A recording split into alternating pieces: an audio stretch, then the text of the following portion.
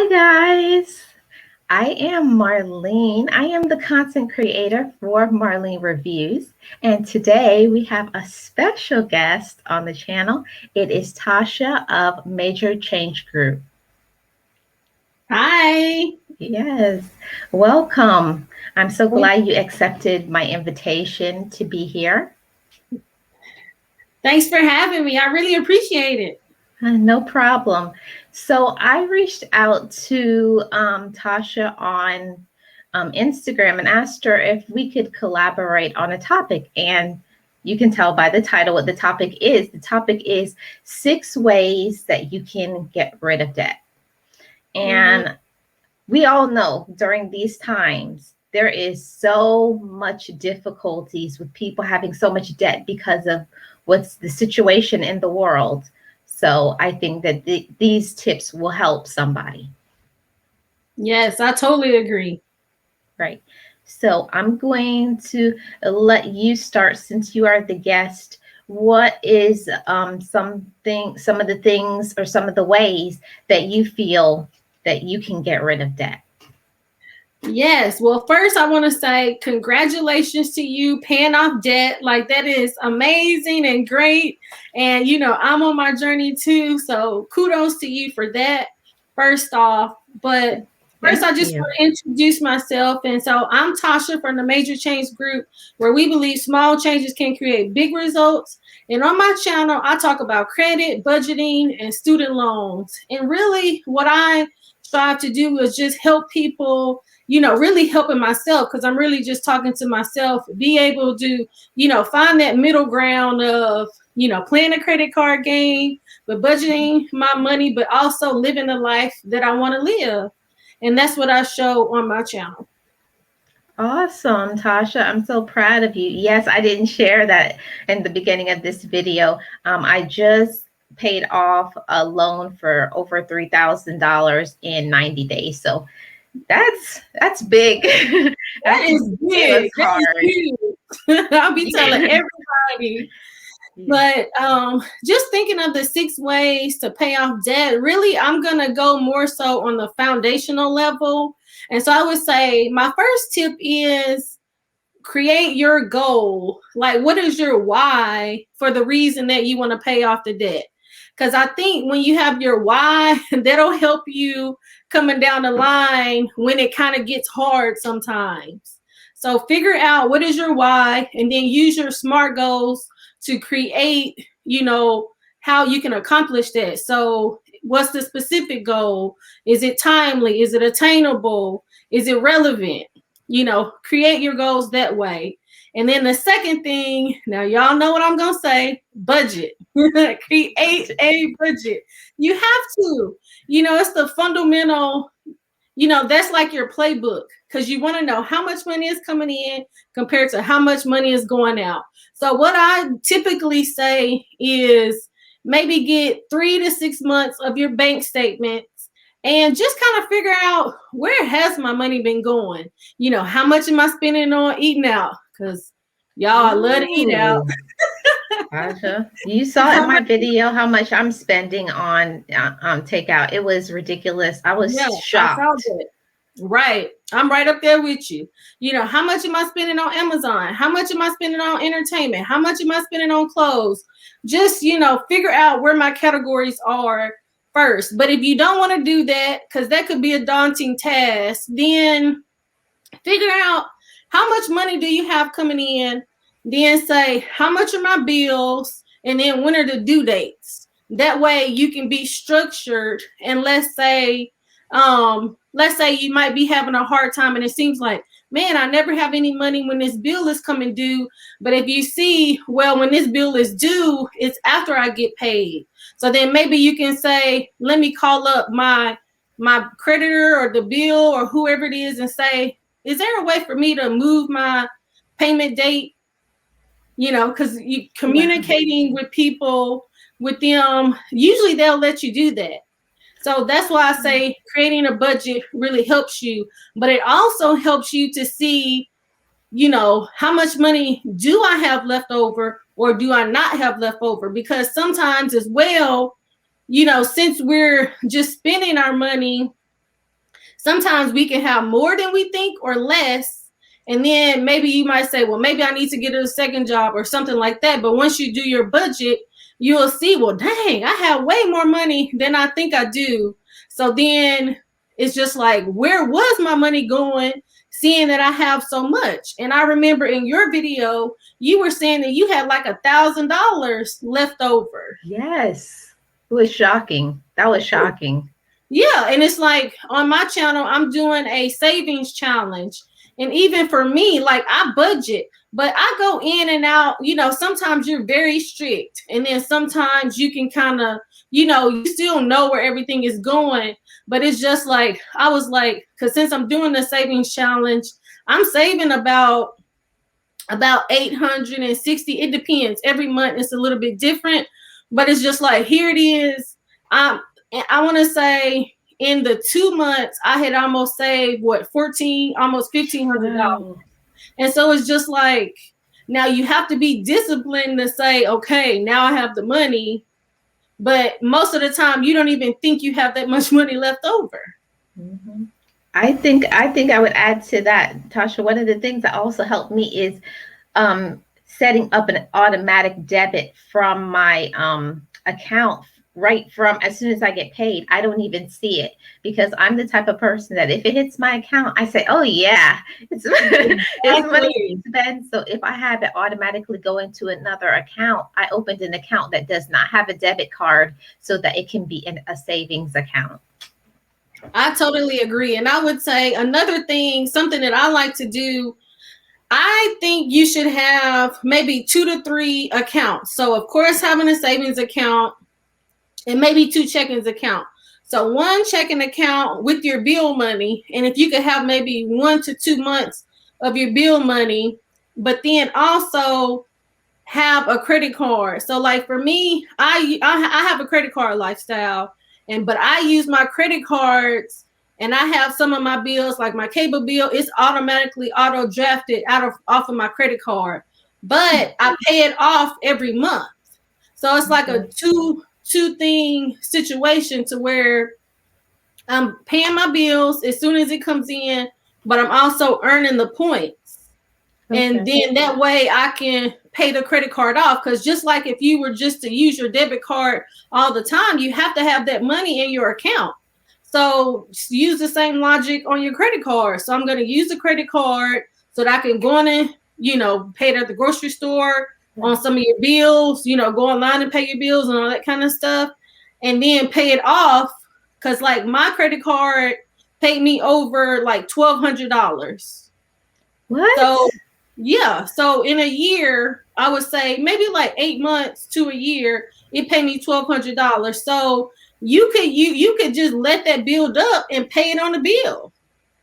Wow, Tasha, I'm gonna have to get with you offline because I obviously have not been using my credit wisely. I didn't know you could do that. Yeah, and so I love Dave Ramsey, but the one thing that I like to use credit cards. Now I'm not gonna say, now I believe in the principles, and I believe if you can't pay the credit card off every month, then don't do it. But I think you can learn that discipline, because I have cut all my credit cards up at one time. But then I feel like once I understood it, then now I can use my credit cards. Mm-hmm. But you have to get to that point. So I just say, do what you can. So if you don't think you can pay it off every month, then don't do it, because you're not going to weigh out the benefits. Because if you're going to be paying interest on the credit card, then you're going to the points aren't going to make a difference. Yeah, it won't benefit you.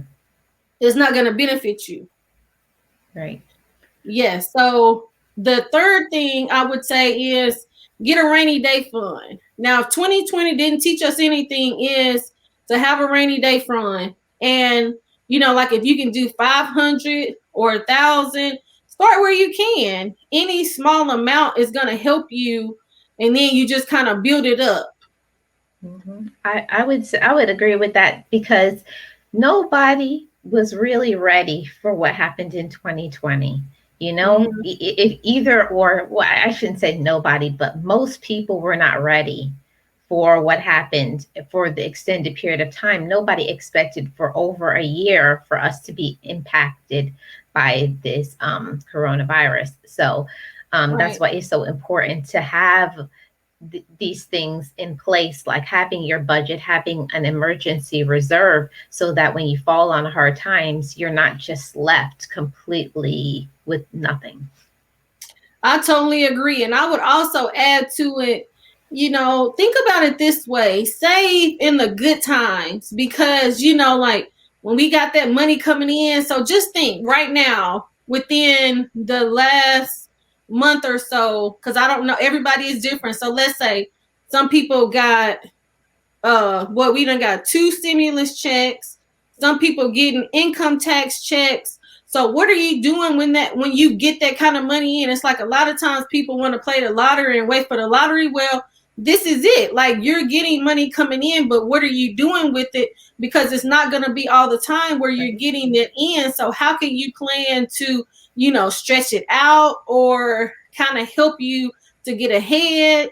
Even last year, and I would say, yes, of course, the COVID and that situation taught us, but it could be just like, because they say most people don't even have $400 for an emergency. It could be a flat tire, or maybe you need to get brakes, or whatever it is. You see what I'm saying? And it's just like, so it could be the smallest of things, but even starting where you can, even the $500, $100, whatever, because it's gonna build up. Because sometimes you think, oh, well, it has to be a lot, but it's not. If you just put those small amounts in there, by the time December comes, you'll be surprised how much you have in there.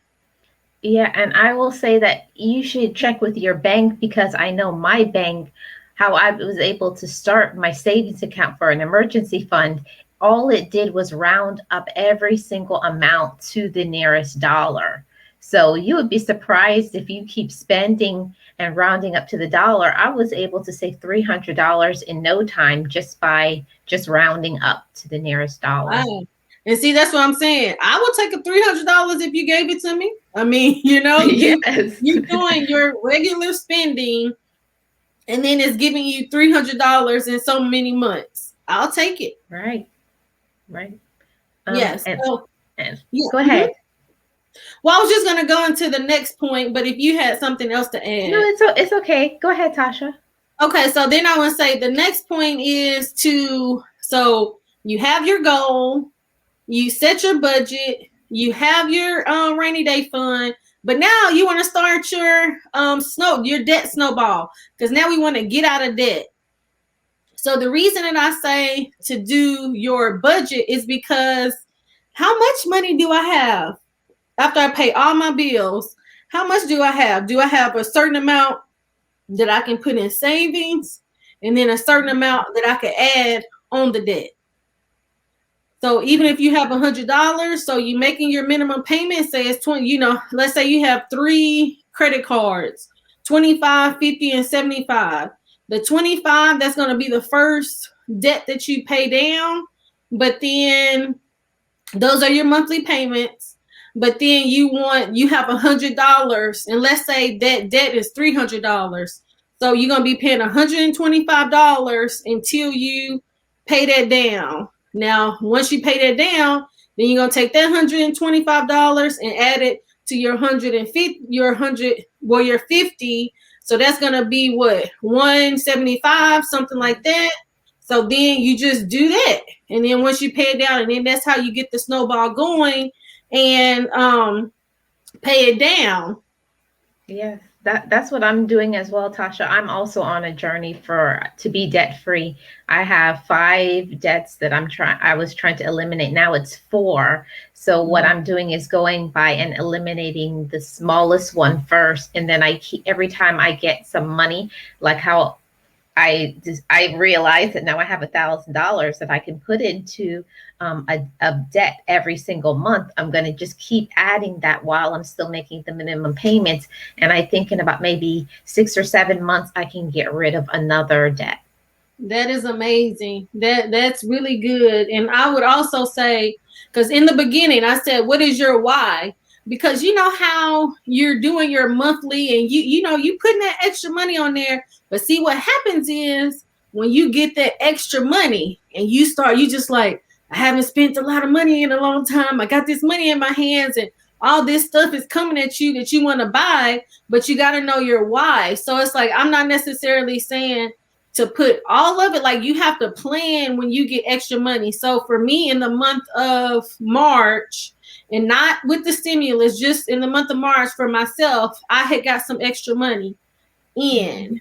And so now, because I'm paying down my car, but it's just like, okay, I got this extra money in. And so then I'm like, I want to get these sneakers. I want to go get me a manicure. I want to do all this. But because you know what you will do is, if you don't do your goal first, you will be doing what you want to do, and then you'll say, okay, now I'm gonna go and pay it, and then you don't even have the money there. So what I did, and I'm working on this video, because I say, you know, when you're paying down debt, people never talk about how they really feel on when I get lump sums of money. Like, really, what am I gonna do with it? Am I gonna do the right thing? And so I just went ahead and paid the lump sum that I said that I was going to pay. I just went ahead and did it so that I wouldn't nibble off of it. But I like to plan for those times. And also, sometimes you get paid 3 times a month. So for the month of April, so April's coming up, and I'm going to get paid 3 times that month. So I'm already planning. What am I going to do with that extra check so that when it comes in, I won't say, I want to give me a new this or I want to give me a new that. I'm going with my why, and my why, I want to get my car paid off. And so I'm going to do that. Right. And there's a saying, this is that your why you have to be sick and tired of being sick and tired before you can make a change. Sometimes some people, it gets to the point where you have to have your back against the wall, you know, and that's what it got to be to me. I got tired of people calling and saying, I want my money. I want my money. So I was like, okay, Marlene, you got to do better than this. So for me, that was my why. Like, I want to be clear. I want to take my stress down. I want to enjoy a vacation. So yeah. And I like what you said. It's like, you want to enjoy, you want to have the option, you want to have the freedom. And I would say, because it's just like, sometimes we could be paying debt, but sometimes it doesn't even have to be debt. Sometimes it could just be our regular living expenses. So do you need to call and maybe downgrade your cable or not have so many streaming apps? Because the thing is, with our money, and something that I've learned, because I was watching the AO show, Anthony O'Neill show, and they had some great people on there. And it was something that I feel like I had really, you know, over my journey, really thinking about it, because just giving a little bit of a more of a background, because I know sometimes a lot of folks will say, well, this person might have a lot of money or something like that. But I can tell you, I would say 7 or 8 years ago, I was working a job and I was doing pretty good. And my boss came in and said that they were going to be making some changes to the structure. And he said that I was going to either have to take a severance or I was going to have to step down. Well, I was going to lose 26% of my income. Ooh. So since I budget my money, I knew what the lowest I could go. And so I really feel like by me budgeting my money, it wasn't a huge blow. Now, was it fun to lose 26% of my income? No, because like I said, I like to eat out. I like to travel. I like to do whatever I want. But this was happening. You know, it just happened. It just came out of nowhere. But having that freedom, and so it's just like, knowing, you know, how you're spending your money and knowing what can I do, because it's just like, if I understood my expenses, I can say, what choice do I have to make? Do I have to take this position that's going to take 26%, or could I leave? How much time did I have to find something else or things Right. like that. But if we don't know what's going on with our money, sometimes we have to, opposed to being able to make the decision calmly, sometimes we have to react to the situation. So I didn't necessarily have to react to the situation. I was just able to say, okay, if I have to not, if I don't want to take the severance and I just want to step down and lose 26% of my income, this is how it's going to happen. And then now I can work hard to get something else. And so it took me a while to get something else. But fast forward now, I'm doing pretty good, but I can definitely say I know how it feels when you're making $13.50 an hour with a mortgage, student loans, all this stuff. And I know how much it feels to make, a salary. And so going back to the budget, it does budget your money at any time. I would say it's a myth to wait till you make a lot of money. Like, you want to start doing good with your money while you maybe don't have a lot, so that you can create those good habits, so that when you do start to get the money, you're already in a good place and you're not going kind of crazy. Right. I will say to this, you won't believe it, Tasha, but when I was younger, my dad was always very good with finances. He was an open book to me. He showed me all his bills. He showed me how he paid it.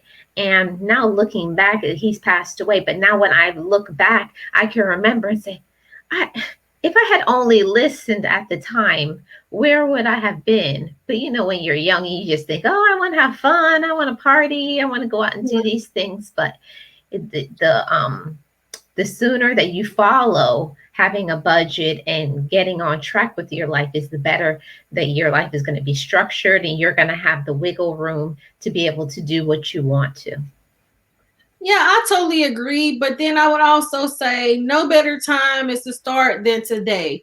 We can look back, and I could even say that for myself, because I actually have known about, budgeting, and I even was budgeting my money. Like, I love budgeting. I love reading about it and getting my money straight and all that kind of stuff. But there are going to be ebbs and flows on how strict you follow it. But I would say, especially if I would have known it while I was maybe in high school, it maybe would be better. But I can tell you, I wouldn't change a thing, because I feel like it has helped me to just be stronger now. Right. I agree with that. I think that everything is a life lesson, that we have to choose our perspective, how we're going to grow from it. You can keep it positive or you can be negative, but it's so much better to have that positive outlook and to move forward.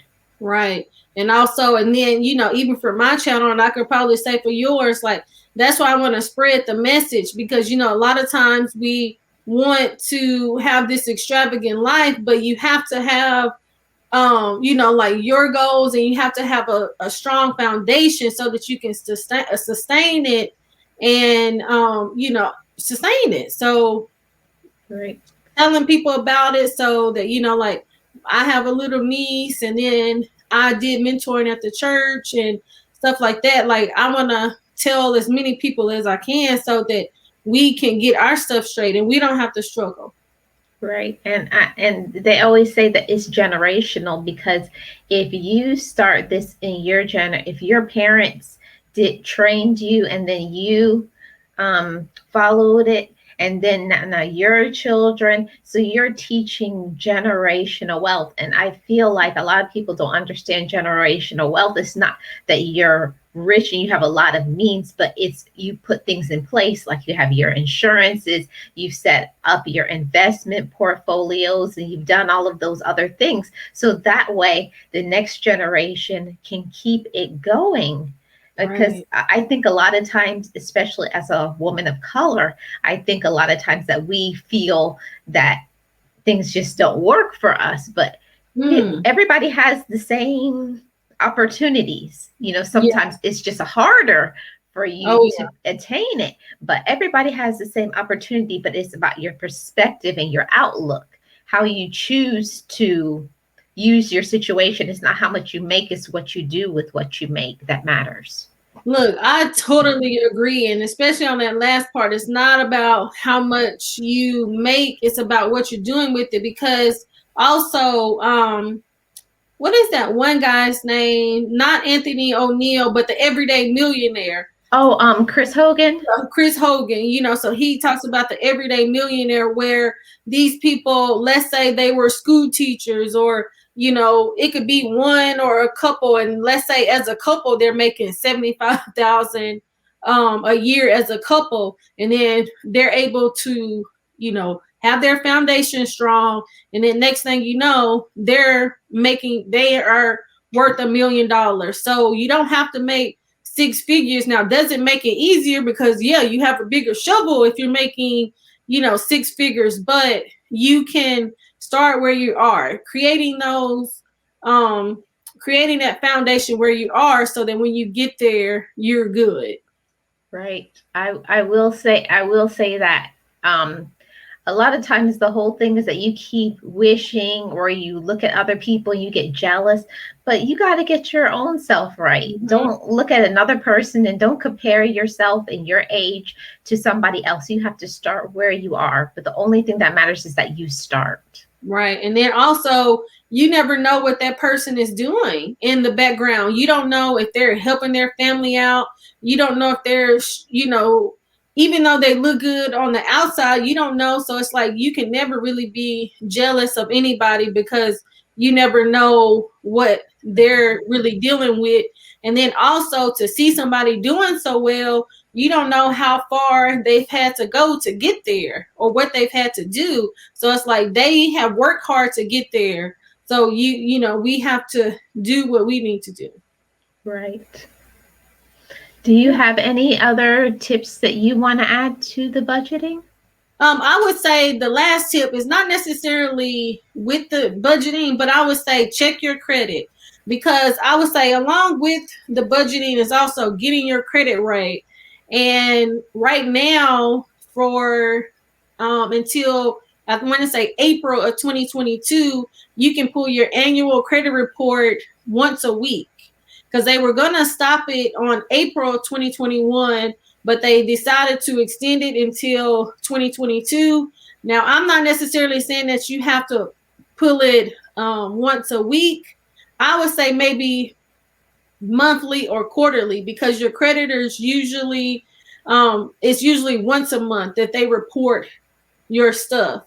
So if you can pull your credit once a month or quarterly, just to know where you stand, and then just keep track of it. Make sure you're paying your bills on time. Get your utilization low. I would say those are, because your credit score is made up of your payment history, your utilization, your length of credit, your new credit, and your credit mix. But your payment history is 35% of your credit score, and then your utilization is 30. So that's a big chunk. So if you can just make sure that you're paying your bills on time, but get your credit report to see what bills or credit cards or creditors are whichever ones are reporting your stuff, so that you can make sure that those are paid on time. Right. I'll just have a moment of being open. When I first started my journey, my credit score was 460. Okay. So I started at 460, and right now, after just paying off the debt, I just looked at it and I'm over 600. Wow, so, that's amazing. Yeah, so I've gone far. My goal is to get the perfect credit. I want to get to 850. Wow. So I'm on the journey for that. That is amazing. Congratulations to you. Thank you so much. You have anything else to add, Tasha? No, not at all. Okay, great. This has been a wonderful collaboration. I thank you so much, Tasha, for sharing all your tips and your advice. Guys, be encouraged and know that you can budget. You can change your credit score. You can be in control of your financial health.